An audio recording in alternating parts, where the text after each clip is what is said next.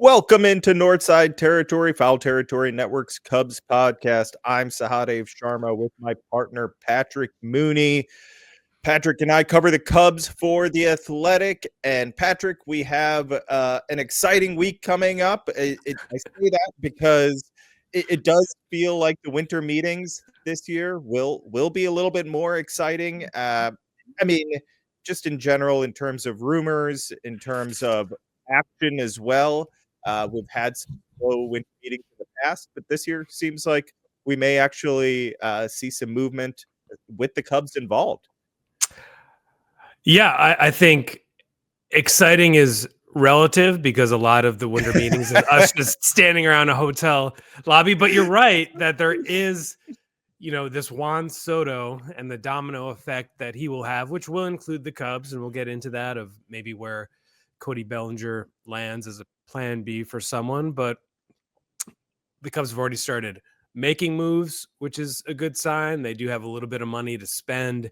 They have trade chips at the major and minor league levels. And it seems like teams have an appetite to spend this winter just generally across the baseball industry. When you look at some of these starting pitching deals, which we will obviously get into in more depth here shortly, but those are good signs for an interesting winter meetings in Dallas. Yeah, it's always I just remember one of my first winter meetings. It was just really hectic.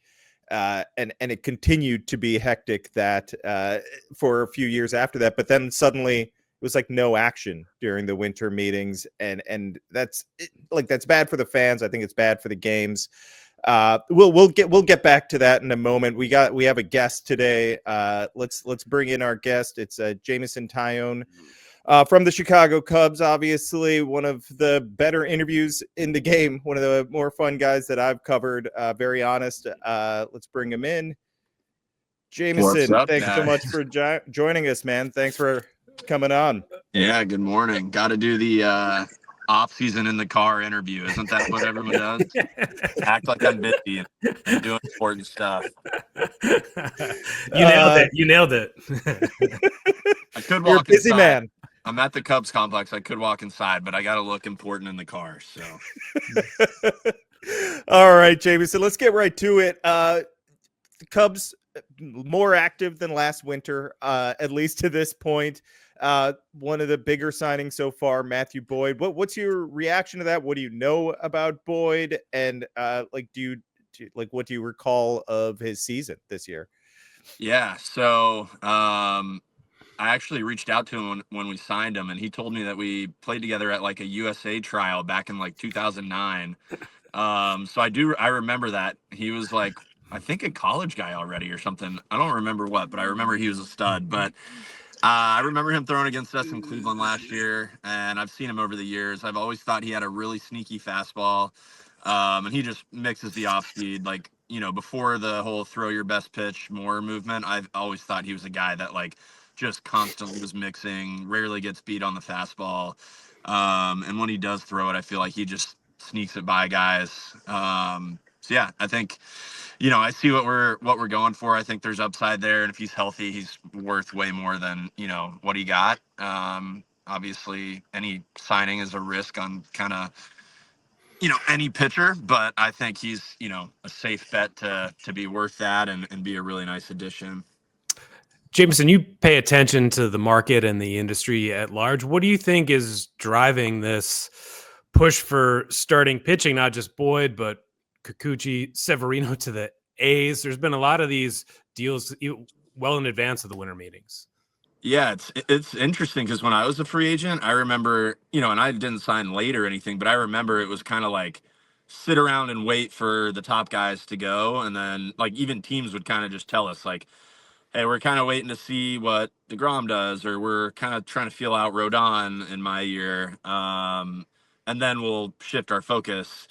I think this year, there's a lot of really good, just like quality starters available. And I think teams don't want to risk missing out on those guys, while they're waiting for like the Corbin Burns or Max Frieds, they're worth waiting for. But, I just think a guy like Kikuchi or, Severino and stuff, you don't want to miss out on that guy if you're playing in that middle tier. You've always had your pulse on free agency. I know you communicate with a lot of other guys around the league.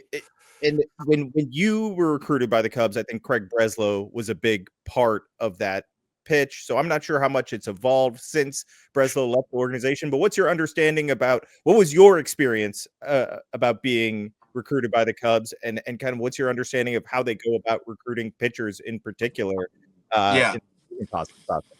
Yeah. So a big thing for me in free agency was like, and I still feel this way, like maybe it's just something I have mentally wrong with me, but I always think there's another gear that I can reach.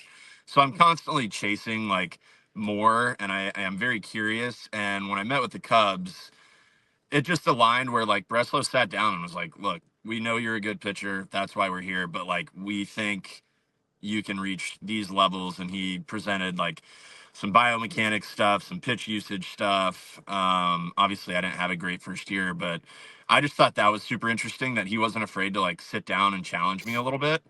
That kind of attracted me, to be completely honest. And then, like obviously money talks in those situations, and what city you're going to play for, like everything plays into it. I honestly didn't talk to too many players.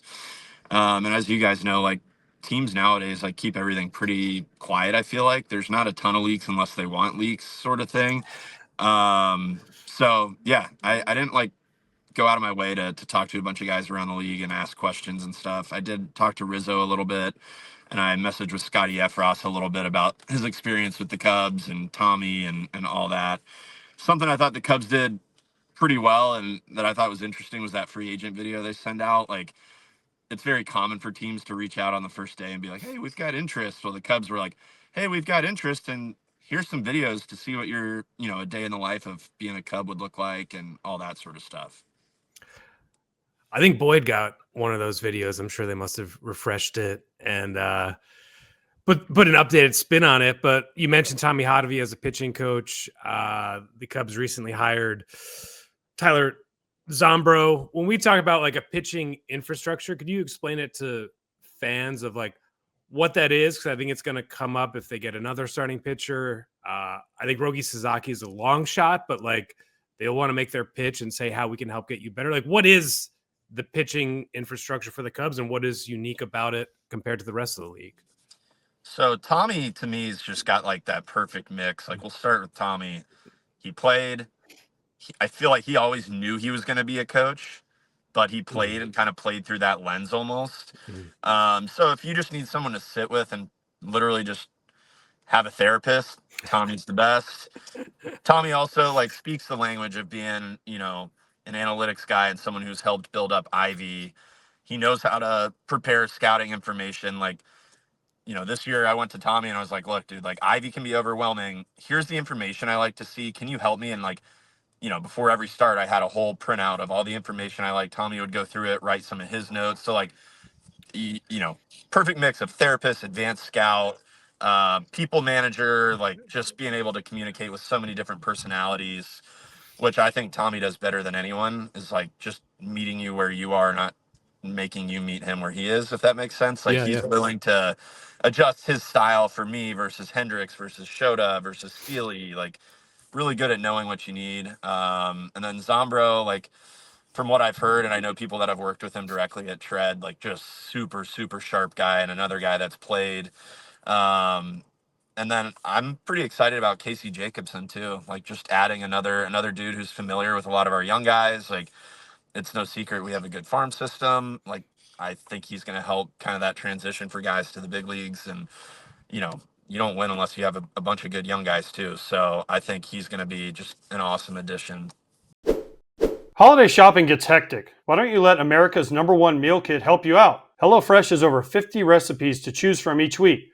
They pre-portion the ingredients and then ship them right to your doorstep. If you're looking to fit a specific lifestyle, HelloFresh features preferences like fit and wholesome, quick and easy, or a vegetarian option for you too. HelloFresh helps you eat healthier and stress less about how you're getting the ingredients and ideas for that perfect home-cooked meal. In many parts of the country, it's cold out, so skip the hassle and snuggle up next to your phone or your computer and pick out your favorite recipes. Then let HelloFresh handle the planning, the shopping, and most of the prep. It's easier than ever to get dinner on the table quick and painless.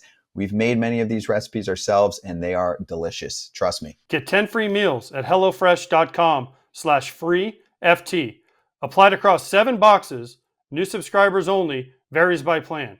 That's 10 free HelloFresh meals just by going to hellofresh.com/free-FT. So much of the talk during the season about Wrigley Field was the wind blowing in and the offense being impacted. We brought it up to Jed this winter, but obviously it helped the pitching too, right? On both sides, right? This isn't excuse making or anything like that. It's just the reality of the situation. What were your thoughts on? You had big home road splits, but I've noticed that's kind of been your career pattern. There were some others that had big home road splits of the starters. What were your thoughts on that? Was it a topic of discussion among the pitchers, and is it something that you guys try to avoid letting get in your head, or is it just the reality of pitching at Wrigley Field sometimes? So it's funny because I didn't even really notice that offense was being like suppressed at Wrigley that much until kind of later in the year. And then it was like, oh, maybe we should pitch to this. Like if you see the flags blowing in, but I also have a running joke with some of the pitchers. Like it feels like almost every one of my start days, the wind blows out. So it's like I'm one fly ball guy on the staff, like me and Shota, and it's like the wind blows out for me, but blows in for sinker ball guys and stuff like that. So I mean, I understand it, and there's no doubt. Like I remember a fly ball O'Neill Cruz hit off me to the warning track at like 112 at 36, and it's like that's a homer everywhere. Like the wind 100% batted that down. Like I'm aware of it. But it also depends on the day at Wrigley. Like you can't just say, oh, it was down this season, up last year. It's like, it depends on the day. It depends on the homestand. So you'd have to go like way more in depth, I feel like, to really read into it too much. But I remember like my last start of the year against the Reds, that hour, 45-minute game or whatever, like that was the day where I was like, my body's tired. I don't really feel great. The wind's howling in. Like, I am going to throw a ton of strikes today and just see what happens. That was probably the one day where I was like, truly not afraid to throw it over the plate and like, just go ahead. Cody Bellinger certainly noticed the wind and the weather at Wrigley Field this past season. You were both part of the same like free agent class coming to Chicago at kind of this particular moment in time. What was your reaction to see like his name back out there in trade rumors? It seems like it's been this entire saga with Cody of like, will they trade him or not at the deadline? Will he opt in or not? What has he meant to this team? And were you surprised to like see his name resurface again after opting in?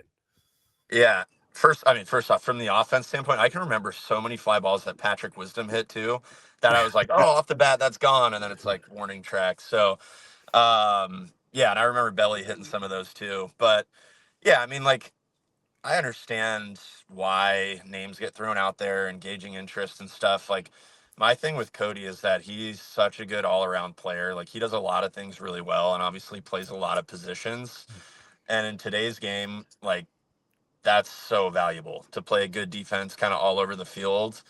And it's crazy to talk about like a former MVP and stuff like this, but like, he's the ultimate insurance policy because he can play all over. So it's like, in the offseason, it might sound kind of like a good idea or whatever, salary wise, but, you have a guy that can just play all over the field. So, you just hope you don't have an unfortunate situation in season where you're like, man, we wish we had, Cody out here being able to play all these positions. So we'll see what happens. Cody's an awesome dude, awesome teammate. He's a lot of fun to be around. I think I said it last year, but he's way sharper and way more of like a baseball rat than I would have imagined from the outside. Like, this dude is studious. Like, he's prepared. He's locked in. He is not stoned on the bench. Like, he is an ultimate pro. Like, in the weight room every day. Great for young guys. Like, truly just one of the most awesome dudes I've ever played with. Jameson, one more before we let you go get a workout in there. obviously, Craig Counsell was very open and honest with us. This organization needs to build 90-win teams. You were honest with us. Needs to be a better product on the field, more wins. We're hearing a ton of rumors, right? Like we said, Bellinger, Nico Horner's name has come up a lot. The Cubs are, rumors are swirling about Garrett Crochet. Obviously, they're looking to improve. What are your expectations coming into when you come to spring training, pitchers and catchers report? What do you think this team will look like? I have no idea. I have no idea. Honestly, I don't know who to believe on the internet anymore. I don't know, but only us. That's another thing. Like, when my name was thrown out there at the deadline, or like when you see Cody's name out there now, I think I may have said this around the deadline, but like we kind of, in a way, did this to ourselves too. It's not like, we were a 100-win team and you're seeing names thrown out there. It's like, look, like we ran a pretty similar team out there back-to-back years and we didn't make the playoffs. Like, so you can't really sit here and be upset when you see things, because like we need to get better. And everything I see is like, the front office probably trying to be creative to make us the best team possible, no matter what that looks like. So, it's like the player side of me who's attached to everybody on the team. You don't want to see anyone go. And I know we're better than what we were last year, but you also can't sit here and like pound the table and not expect moves to be made, and just run it back. So, yeah, I mean, I know our whole group said it all year last year. Like, I really do believe we are better than what we showed. And we were still, a fine Major League Baseball team. But, like, there's a lot of talent in the room. We already have a pretty good core in place. Like, always happy to, supplement it and add to it. But it's going to be interesting. I don't know anything. So I'm excited to follow it and just see what happens. All right, Jameson. What's the plan? Like, where are you at in your throwing progression? What are you working on right now? Just curious. Yeah, so I'm down in Arizona. I was in Chicago throwing into the net and the cage for a while, but it's time to get outside down here. So gonna come in and throw at the facility with Casey a few days a week, and then I'm lifting at one of Kevin Poppy's facilities down here, who's now our head strength coach. But I had organized that kind of before that ever even happened. So just working out, trying to get stronger. Throwing wise, like there's some delivery things that, my velocity dropped a little bit, especially towards the end of the year. Like there's some things that we flagged, some drills we're putting in with like plyo balls and just some things that got a little out of whack. And lucky enough, I've got a big enough pitch mix and like, I'm creative enough with the different pitch mix and good control to like get through it. But there were a lot of games last year where I had really good games and I was like, I still just don't quite feel, like myself. Or that's not like, when I look back and see 91s, it's like I've never thrown 91 in my whole life. Like I can get by with it, but so we're trying to get creative and find ways to put me in some athletic positions and get the arm moving a little bit. All right. Well, looking forward to digging into that, whether it's at Cubs convention or spring training. We will see you soon enough. Thanks so much for joining us. We know you're busy, but always appreciate your time, Jameson. Yeah, thanks for having me. Thank you. All right. Thanks so much for listening. That's Northside Territory. I'm Sahadev Sharma. That's Patrick Mooney. Appreciate Jameson Taillon joining us. We'll be back next week from Dallas covering the winter meetings. Make sure to rate, review, subscribe to our YouTube channel, subscribe to The Athletic. Thanks so much for listening, everyone. Take care.